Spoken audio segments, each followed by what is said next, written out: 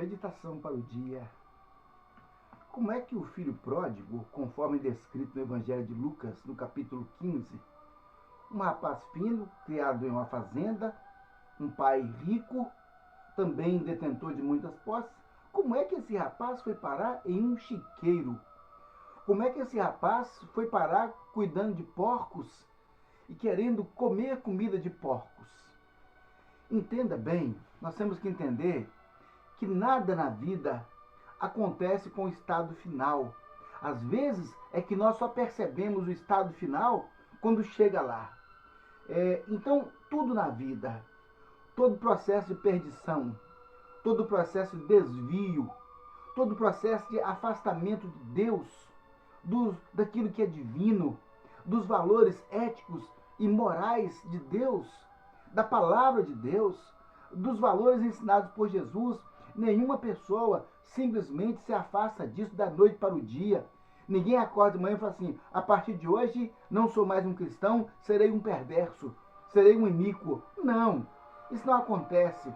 O que acontece é que na cabeça de muita gente, uma pequena atitude não tem nada a ver. Mais um pequeno passo, isso não vai fazer diferença. Mais outra coisa, afinal de contas todo mundo faz. Mais um passo adiante, afinal de contas, ninguém é santo, ninguém é perfeito. E aí começa nesse caminho. É um processo. Ninguém vai de uma vez para o chiqueiro, para o meio dos porcos. Então, o que aconteceu com o filho pródigo? Olha, a Bíblia ela vai dizer exatamente isso. Ela vai dizer, então, que ele primeiramente se agregou a um homem daquela fazenda. O homem criava porcos. O homem o enviou para cuidar dos porcos. E agora ele já queria comer comida dos porcos. Você percebe, então, que toda perdição, todo o processo de desvio de Deus, da palavra de Deus, das coisas de Deus, da oração, isso não acontece abruptamente. Isso acontece num processo de sedução, num processo de afastamento, num processo em que muitas vezes sutil e a pessoa não vai percebendo, porque Satanás, ele é extremamente paciente. Ele é muito paciente. Então, para conduzir uma pessoa num processo de perdição, que às vezes vai levar um mês, um ano, para ele não vai fazer diferença, porque ele é paciente, então ele espera que lentamente esse processo vai acontecendo até que aquela pessoa que era um padrão de santidade, de honra, de respeito, de repente essa pessoa está chafurdada no meio da lama, chafurdada no meio de porcos. Então, a Bíblia, ela nos adverte, a Bíblia nos alerta sobre as más companhias. A Bíblia diz que as más companhias corrompem os bons costumes. A Bíblia fala no Salmo 1, né, que a gente não pode se assentar na roda dos escarnecedores, nem deter no caminho dos pecadores. Ou seja, nós não podemos fazer desse lugar o nosso meio, porque tudo isso faz parte do processo de afastamento em que uma vida espiritual sólida ela vai sendo solapada lentamente, devagar, até que aquela pessoa simplesmente não se reconhece mais. Até que os de fora digam: olha, não conheço mais aquela pessoa. Entende isso? Quer dizer, nós temos que estar com os olhos abertos, com a alma atenta, porque esse processo de perdição, o diabo tenta impor a todos nós, vai tentar impô-lo a todos nós. Mas se nós, então, caminhamos com Deus, andamos com Deus, buscamos o fruto do Espírito Santo, o poder do Espírito Santo, a santidade para agradar, glorificar e exaltar o nosso Deus, nós não vamos entrar nessa esfera. Nós vamos a cada dia examinar a nossa própria vida. Nós vamos examinar a nossa vida à luz da palavra de Deus, para dizer: será que a minha conduta hoje, será que o meu pensamento hoje, será que a minha palavra hoje, isso contraria a Deus alguma coisa? Porque ele virou alcoólatra, mas ele começou talvez tomando uma cervejinha, ali de vez em quando com a turminha, daqui a pouco passou para um destilado, daqui a pouco já toma todo dia, já toma toda semana, daqui a pouco está viciado.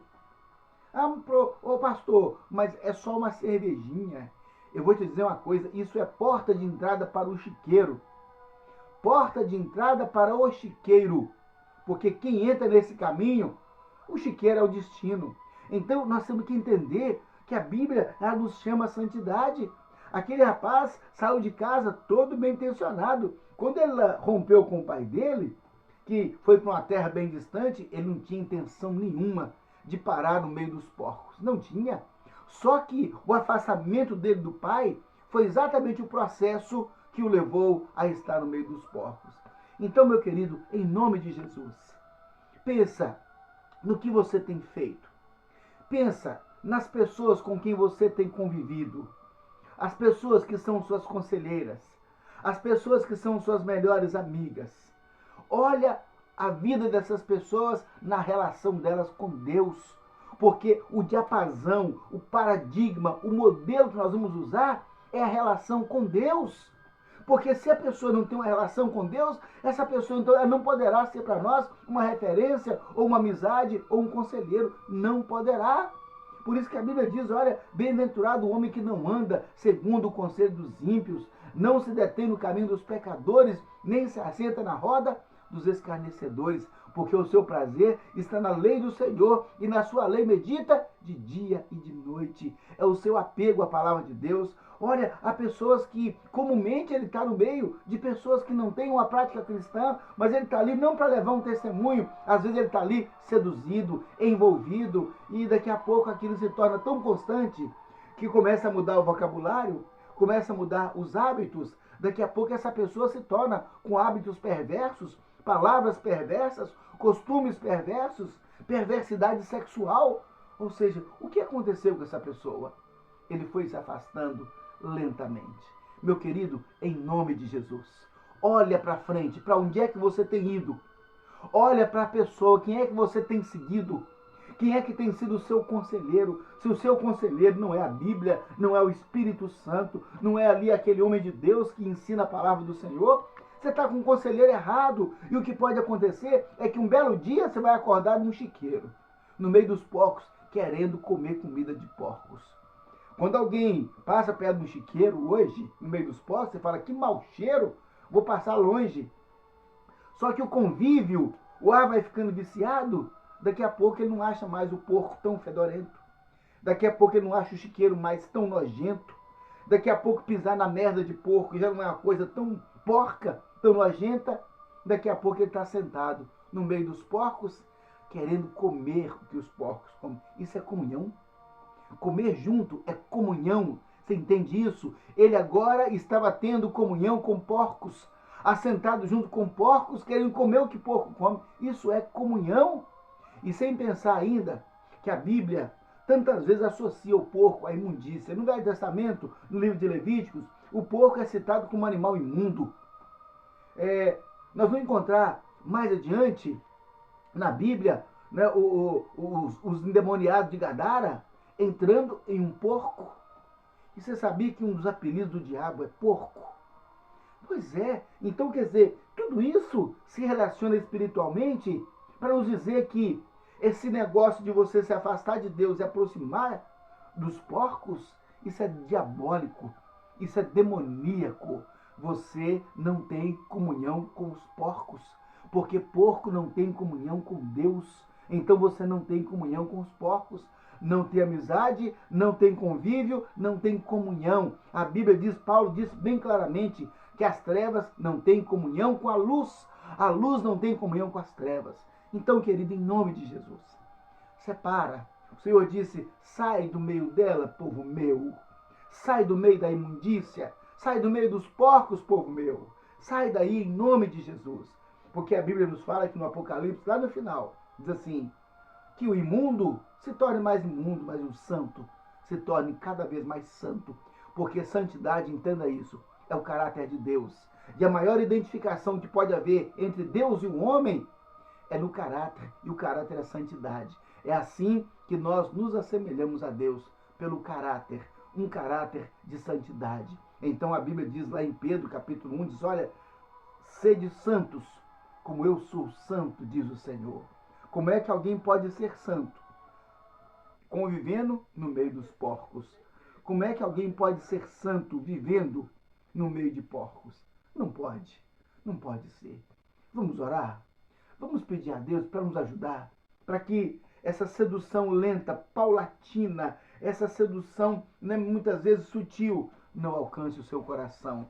Que você seja radical, irredutível, não quebre esse princípio. A palavra de Deus é um princípio. Então, se alguém chega no porco, se aproxima do porco, está quebrando o princípio. Não quebre o princípio da palavra de Deus, da santidade, porque nós somos templo do Espírito Santo, para a glória do Senhor Todo-Poderoso.